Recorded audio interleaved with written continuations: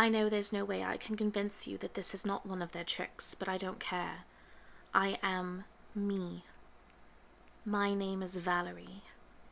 I don't think I'll live much longer, and I wanted to tell someone about my life. This is the only autobiography that I will ever write, and God, I'm writing it on toilet paper. I was born in Nottingham in 1985. I don't remember much of those early years, but I do remember the rain. My grandmother owned a farm in Tottlebrook, and she used to tell me that God was in the rain. I passed my 11 plus and went to girls' grammar. It was at school that I met my first girlfriend. Her name was Sarah. It was her wrists. They were beautiful. I thought we would love each other forever.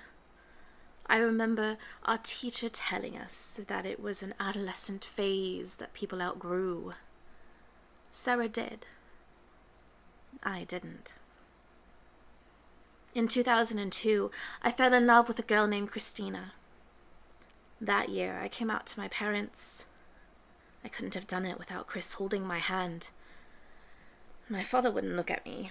He told me to go and never come back. My mother said nothing. But I'd only told them the truth. Was that so selfish? Our integrity sells for so little, but it is all we have. It is the very last inch of us. But within that inch we are free. I'd always known what I wanted to do with my life, and in 2015, I starred in my first film, The Salt Flats. It was the most important role of my life, not because of my career, but because that was how I met Ruth.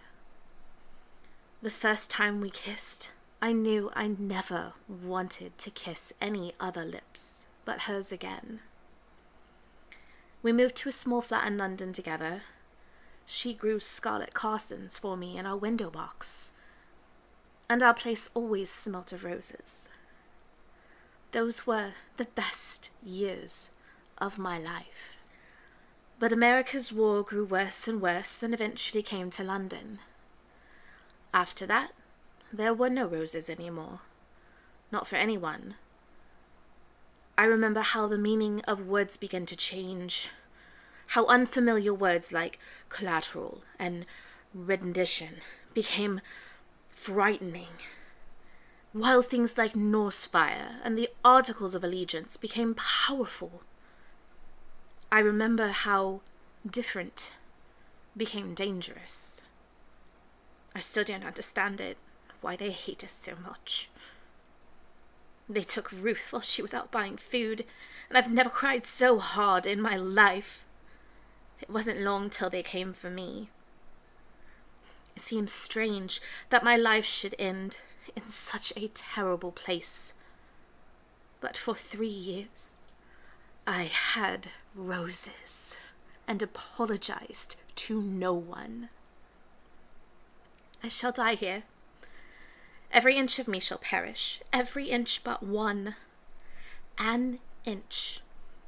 It is small, and it is fragile, and it is the only thing in the world worth having. We must never lose it or give it away. We must never let them take it from us. I hope that, whoever you are, you escape this place.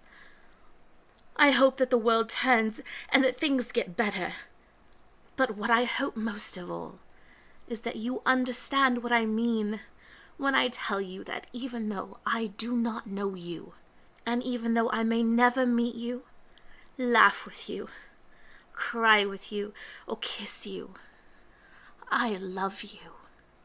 With all my heart, I love you. Valarie.